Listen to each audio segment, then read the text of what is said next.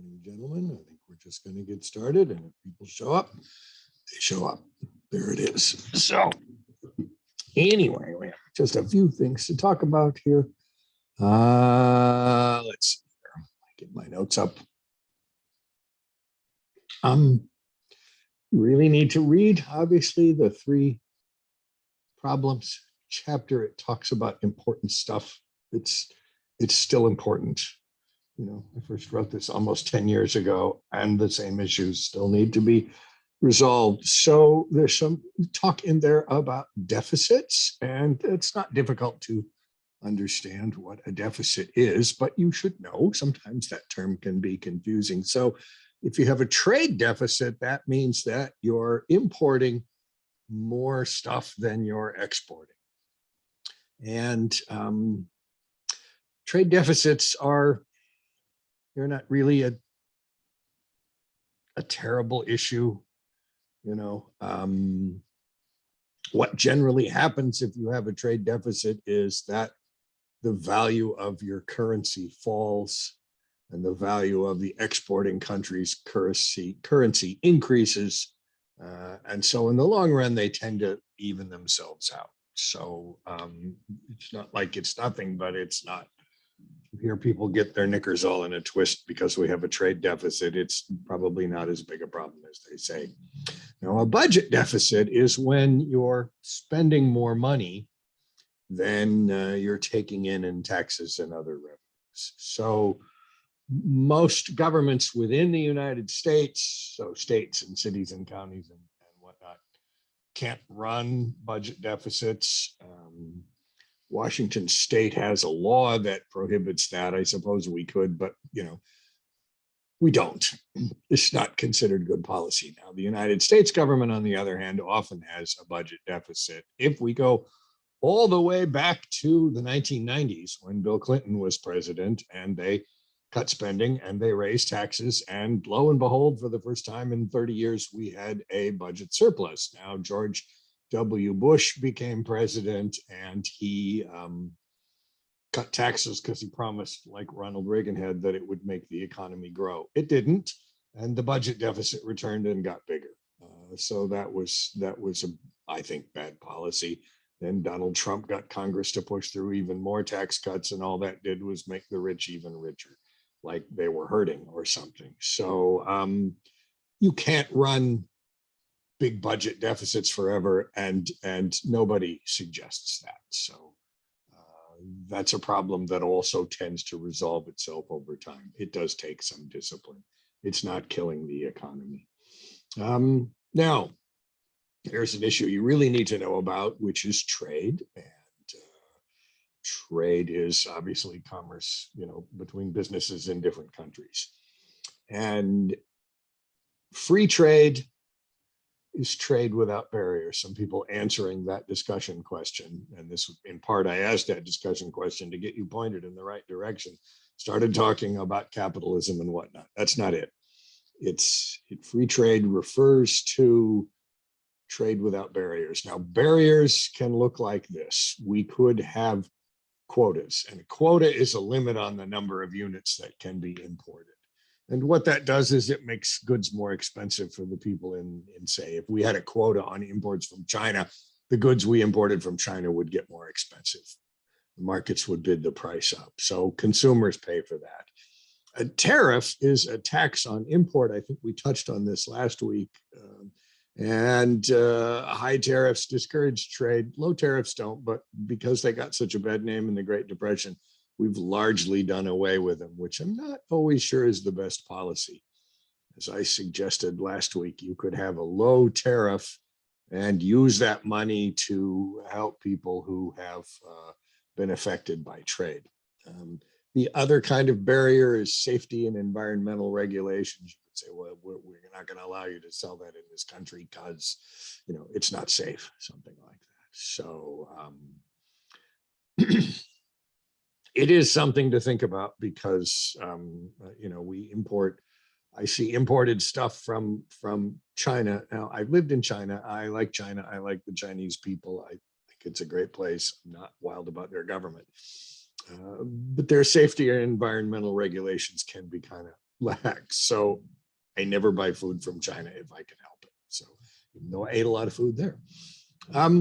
Trade has advantages and disadvantages. And as with so many things that we've talked about, here's something we should understand. It's neither all good nor all bad. And every time we talk about expanding or contracting trade, people get all excited, and the people who are for one position or another promise, heaven or hell, or, the world's going to collapse kind of stuff. It's got its costs and benefits like anything else in politics and the economy. Advantages of trade. Well, the biggest one is you get a greater variety of products at better prices. That's just it. You've got more markets you can deal with and draw from, so you can get better stuff. And it usually helps keep prices down. As we saw when we talked about international relations, trade in theory builds international connections that make everybody richer, and as a consequence, make war less likely. I'm really becoming skeptical of that idea, because every time people point to that, then a war happens and you think, well, that shouldn't have happened, So we'll see. I certainly hope there is not more war. It does produce economic growth. I mean, it generates more wealth. And finally, that includes rising global standards of living. I mean, for all the faults of the things that we've done with the global economy in the last few decades, by one estimate, I mean, like 1 billion people have been lifted out of poverty as a result of this. This is not a bad thing. There's still way too many people living on way too little, but at least some progress has been made there. Now, disadvantages. Once again, there are costs, right? And if nothing else, whatever you think about trade, you should be aware of both of these things. You can lose jobs, and we've certainly lost a lot of manufacturing jobs. Now, some of that is because the manufacturing goes overseas, but some of that is because it simply takes fewer people to make a widget. What they say, if your job can be done by a robot, it will be. So that's something to think about. We simply don't employ as many people in manufacturing worldwide. We brought some computer manufacturing came home from overseas in the last few decades after, the factories got moved overseas. Well, they come back. Well, in part because those things are all done by machines now. And a machine never asks for a raise or a day off. So you can lose industrial capacity, and that's a serious issue. I mean, we saw that happen with the pandemic. There was less stuff getting shipped globally, and now we have a shortage of things like semiconductors, and we simply don't make as many of those here as we used to. So that's a problem. Now, one of the things you hear is that the people overseas are making less money. Well, they're making less money than people in the United States, but they're making more money than they did before.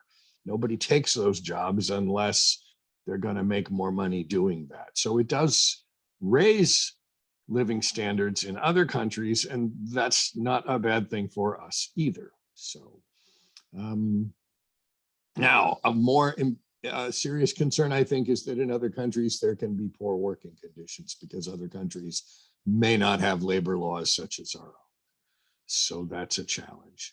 The biggest objection to trade that I think can be seen is environmental damage. For one thing, shipping stuff all over the world produces a lot of carbon emissions, greenhouse gases, contributing to climate change, and also the spread of diseases and invasive species that can't be dealt with. I give you an example. Before the middle of the 20th century, in the East, there were these American oaks. I've seen pictures. They were magnificent. They were huge, really beautiful trees, just enormous. People sitting underneath them, they look like ants. A bacteria came on a ship from Asia and infected these oaks, and they're now all gone. There are no more of them. They no longer exist. So that's something. And that's a problem, but I think overall, just contributing to climate change is perhaps the biggest objection to trade. And one wonders, what could be made at home that, maybe we don't have to ship overseas. An example I give you there is we apparently have manhole covers on campus at Highline that came from India. The problem is that while it's sort of cheap up front to ship things around the world, they're not paying the full cost, right? They don't have to pay for the greenhouse gases that are created by sailing ships burning oil all over the world. So that's a concern. Now, here's the thing.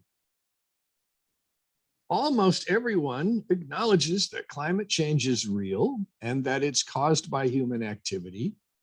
And temperatures have risen farther and faster than they have in something like the last 500,000 years. And we can test that by testing the air in 500,000-year-old ice at the bottom of Greenland, right? They look at those air pockets and see how much carbon was in the air then. Well, it's risen. And that produces problems. Even a slight change in average temperatures means that sea levels rise and there's much less land. It's sort of farewell Florida, right? Because they're pretty low to the water. So that's a challenge. There are some island nations, that will be gone if sea levels rise too much. On top of that, it impacts agriculture. I'm sorry, this is how stupid the George W. Bush administration was. They put scientists to work saying, how will this affect the economy? And they said, the only part of the economy that will be affected by climate change will be food production. It's like, hello? I could live without a computer, but I can't live without food. So that's a problem, right? If we get more droughts, we start depleting groundwater, which is another problem, which I talk about in that chapter. Food prices go up and things become quite unstable. I mean, that's how civilizations fail when they can't feed themselves anymore. And history tells us that going back thousands of years.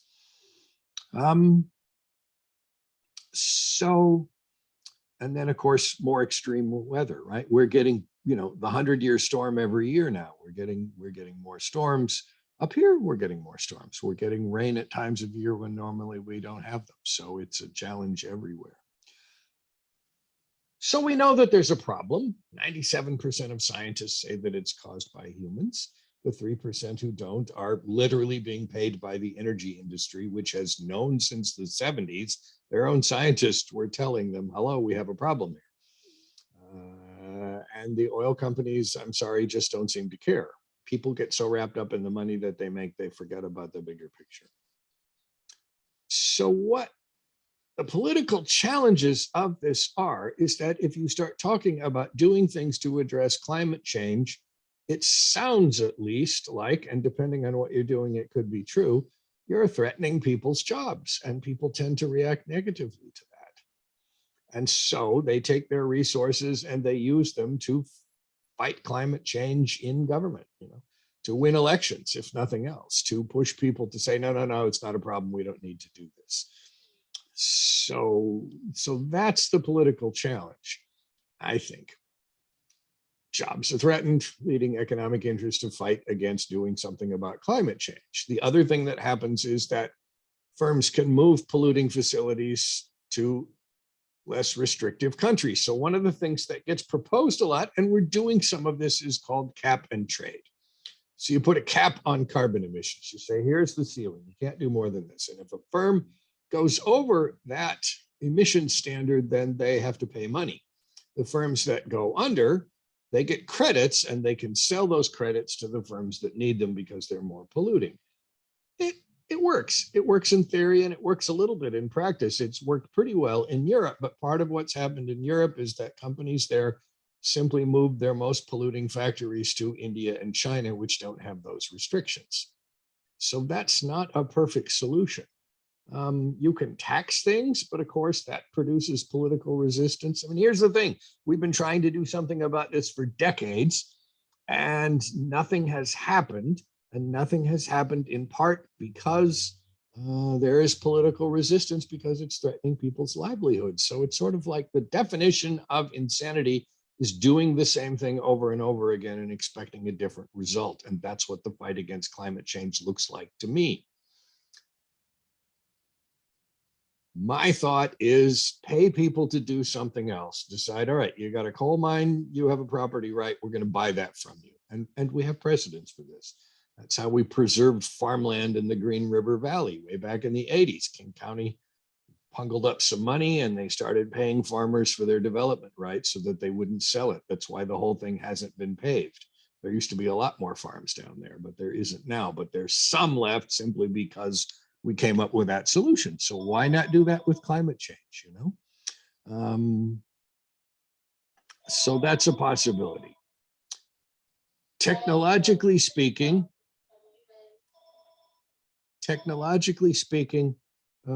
clearly we have to do something else. We can't keep burning fossil fuels. The two biggest sources of greenhouse gases are probably coal, burning coal to produce electricity. And once in a while, you'll hear some idiot say something about clean coal technology. That's not happening. All right. And if that's going to happen, that's just a long ways away.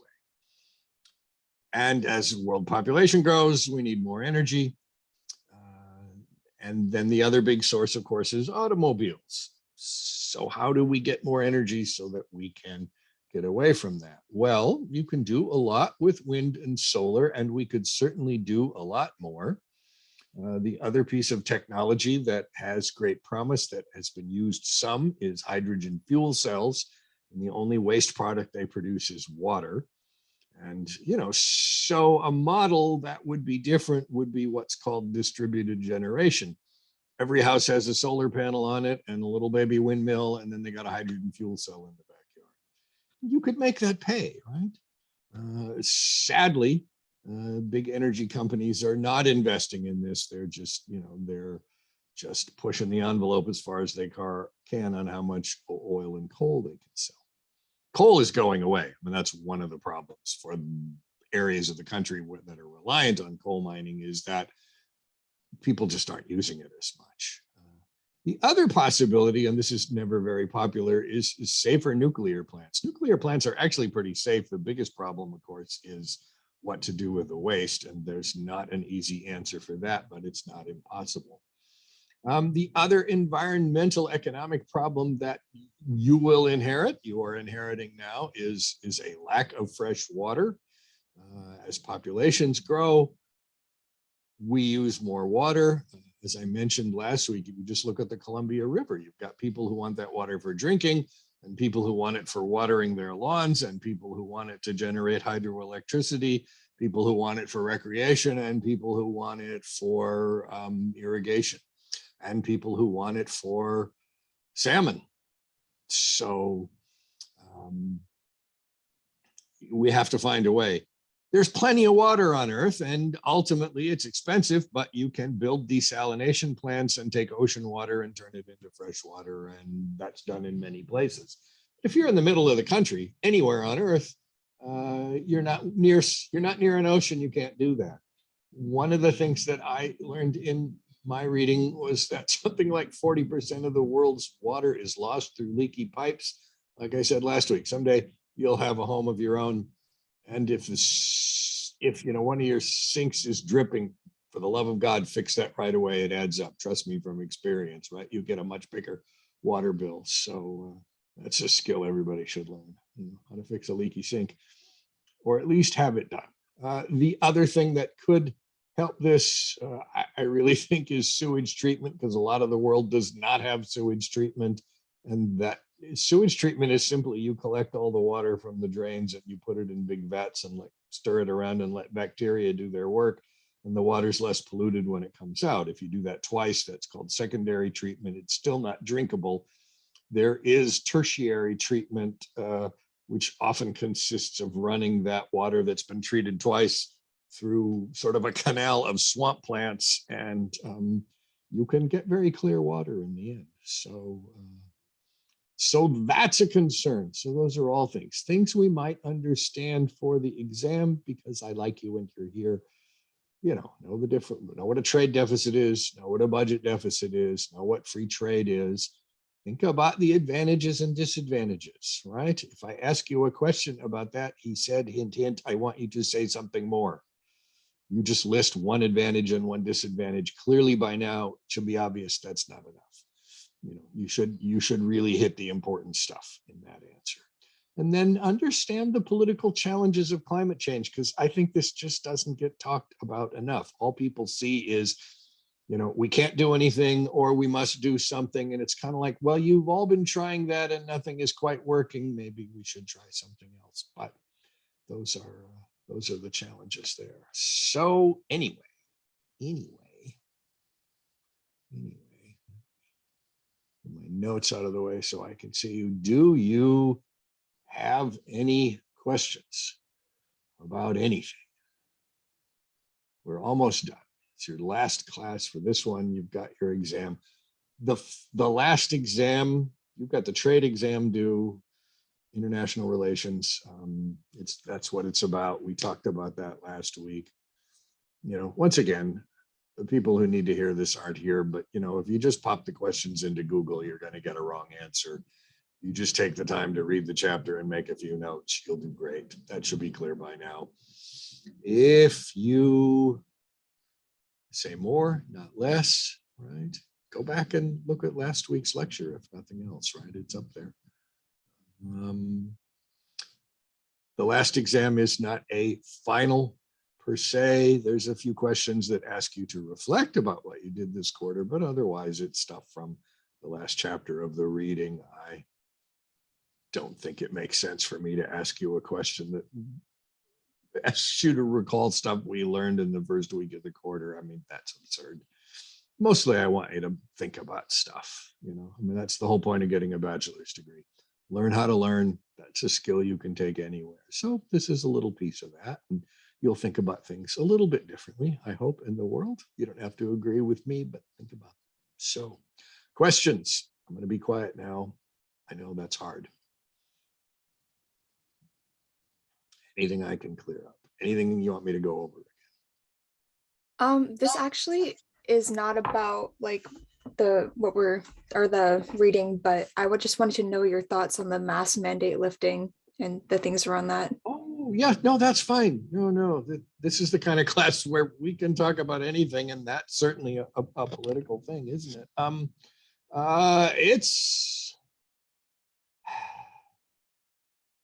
It's a little risky, I mean, right now, I think it's probably okay.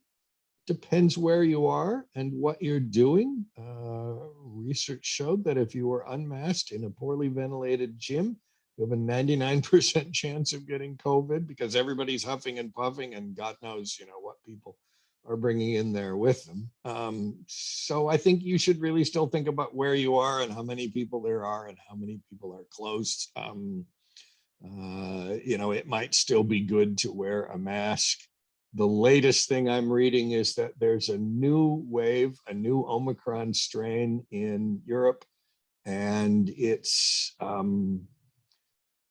coming on, and then they're finding more evidence. This is odd, but it makes sense, right? So scientists here are sampling sewage, and they're finding a spike in sort of COVID bacteria in the sewage, and that seems to be sort of a sign that more is coming. So I would not be entirely surprised to see masks be reinstated. This will make some people's heads explode. We're all tired of wearing masks, and I know I am. Even when I have a live class, I can't see your faces. It's harder for me to remember people's names, and I'm old and deaf, so if nothing else, it's hard for me to hear you when you ask questions. So it's not over. I don't think, we've been through this enough times. I'm just sort of trying not to get my hopes up and enjoying a few days where I don't always have to wear a mask wherever I am. You'll note that at school at Highline, we still have to wear masks indoors. It's, from everything I've read, this is all so much like the Spanish flu, which happened 1918, 1920. People got in fights over whether they should be masked. They didn't have a vaccine, so there wasn't that complaint. they didn't understand viruses then. They didn't have equipment that allowed them to see them. So they didn't know what was causing this. They knew about bacteria, but that's not the same thing as a virus. And they had moments where they said, yay, it's over. And then it came back, and it killed 50, 60 million people around the world. So it was way more serious than this. I mean, granted, what if we had almost 1 million people killed in the United States? That's quite a few. As I've said before, I heard a comic recently, and he said some people say that this is all a hoax. He said, well, all those people who've died from it, we should dig them up and tell them that they were wrong. So if we have to go back to masks, I believe, at least in Washington, our governor will reinstate mask orders, and I think he can still do that. Other states, they're not masking, and even some parts of the state, they're just not masking. It tends to be more rural areas, but I met a guy at the gym the other day, and he's just up here on business, and he's from the South, and he said it was after the mask mandate ended, and he said, "Oh, I'm so glad not to wear a mask." And he said they'd gotten rid of it where he's from. I'm not sure what state, a long time ago. And those states all have higher incidences of COVID. And the other challenge, of course, is that Omicron has a very high level of what they call breakthrough cases. So people who've been vaccinated and boosted can still get it. And it's not even so much what that does to you. Apparently, you've been vaccinated, you get Omicron, it's fairly mild. But I give you an example, right? My partner's mother is about to turn 101. And I put my mask on in the gym the other day because I thought, you know what? I don't want to be the person who brings something home that ends that woman's life. I don't want that on me. So we really have, it's not just about you. You got to think about other people. Who do you know in your life that would be more susceptible to this than you? So you got to think about that. Anyway, Sky, I hope I answered something about your question there. If you have a follow-up, please go ahead.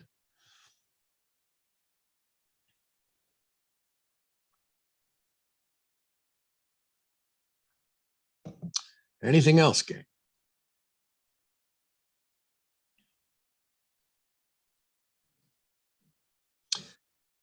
Well, things you should have learned this quarter, I think. I hope that you are beginning to learn that you've simply got to do the reading, and that if you take notes while you read, that is just so much more effective. You take them by hand, not on your phone or your computer. You will remember much more. You will have more organized thoughts. And it really, I find, helps keep me focused on the reading. I was a pretty typical student. I did some of the reading some of the time. And of course, if I did more, I did better. And if I didn't do more, I did worse. And that continued into graduate school. It wasn't until I was going to take my Ph.D. written and oral exams, and my political theory professor gave me this entire list of books to read. And I thought, oh my God, how am I going to remember this stuff? And for some reason, it struck me that I should take notes, and it simply changed my life. I think I passed that particular exam in large part because I took all these notes from all this reading, and I got through it.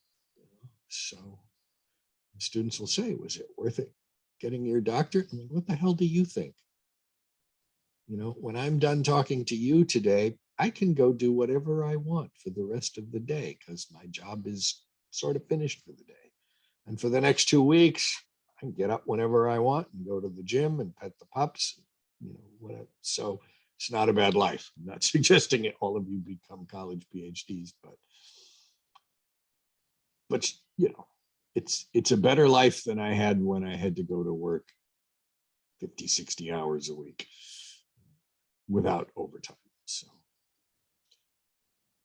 you might learn a little something about government, right? And I think what we might take away is that it sort of works. There's a reason to it. There are better governments and worse governments. None of them are perfect. It's better if everybody participates. It's important that the state, and by that I don't necessarily mean Washington, I mean governments in general, that's a term we should remember. It's really important that the state ensures that everybody has a decent standard of living, because if they don't, the state becomes unstable and things are worse.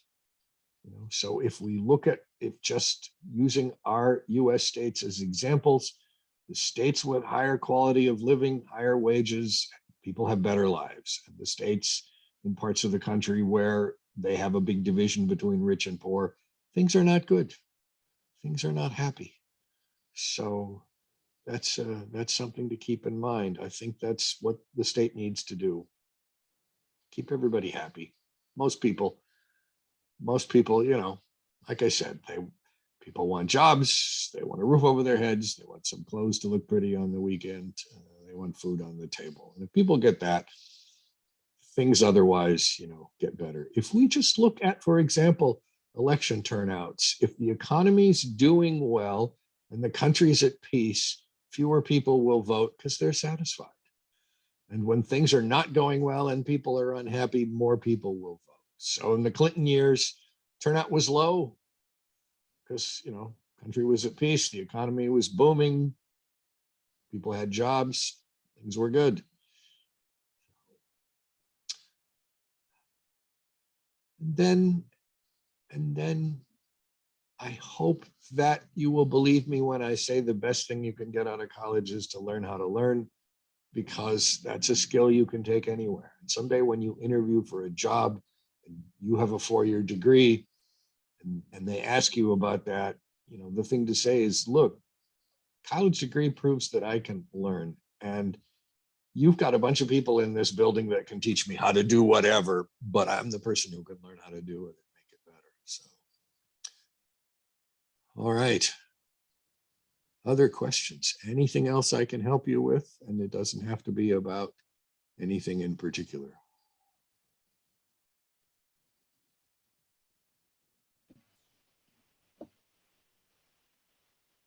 All righty then. Well, I think that's everything we have to talk about today. I've enjoyed working with you this quarter. I know these were challenging circumstances. There are many, many moments where, had we been live in class, I think things would have gone better for all of us. But, life is what happens while you're making other plans, right? So if you got through this, you will get through the next thing. Just always remember you belong here.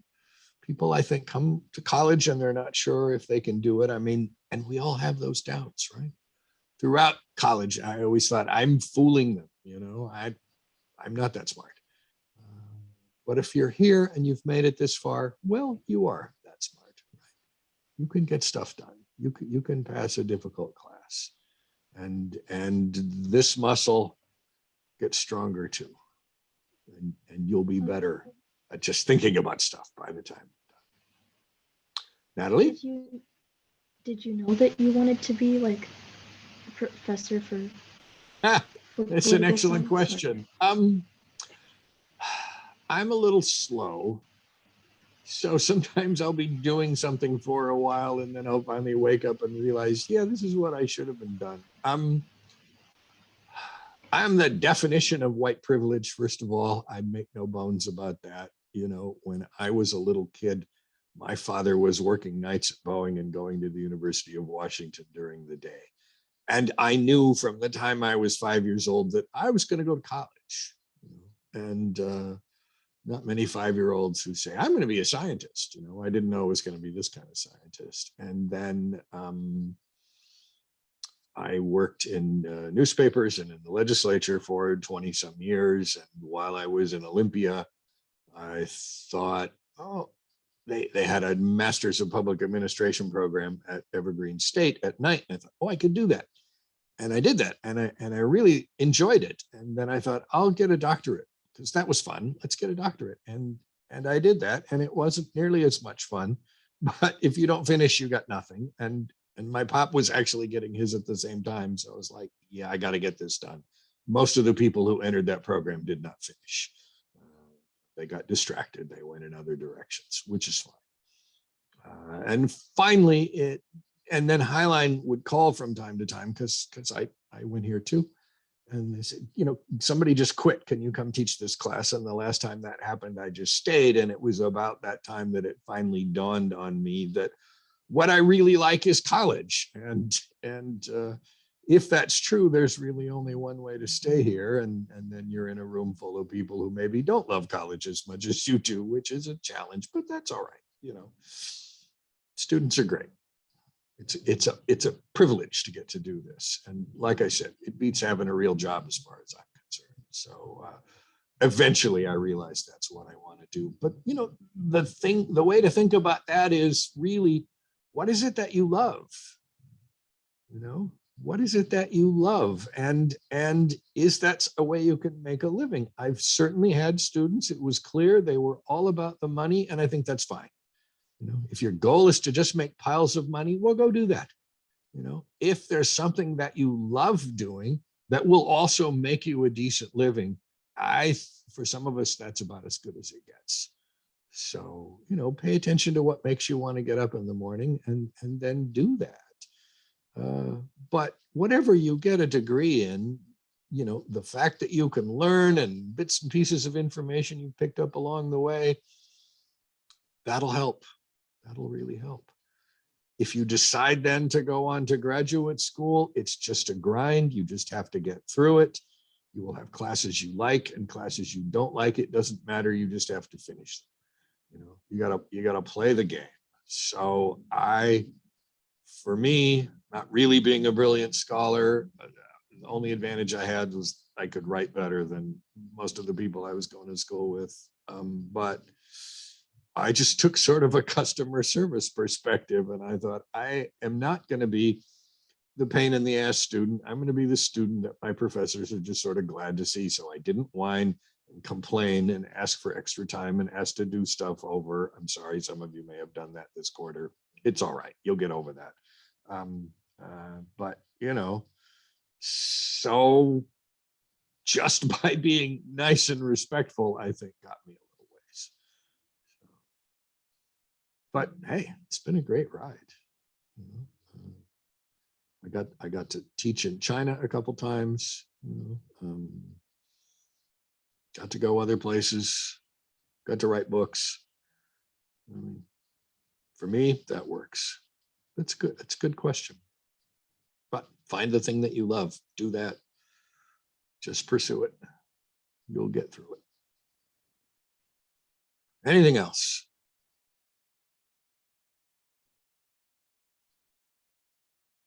Okay, then. Well, have a good rest of your day. If you've got questions about anything, you know how to find me on email, you know, down the road. If we're in another class together, that'll be great. Otherwise, you know, just keep going. You're going to get there. It's a struggle at times, but you'll get there. Thanks, everybody. Thank you.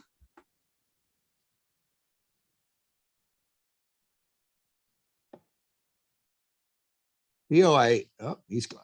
All right.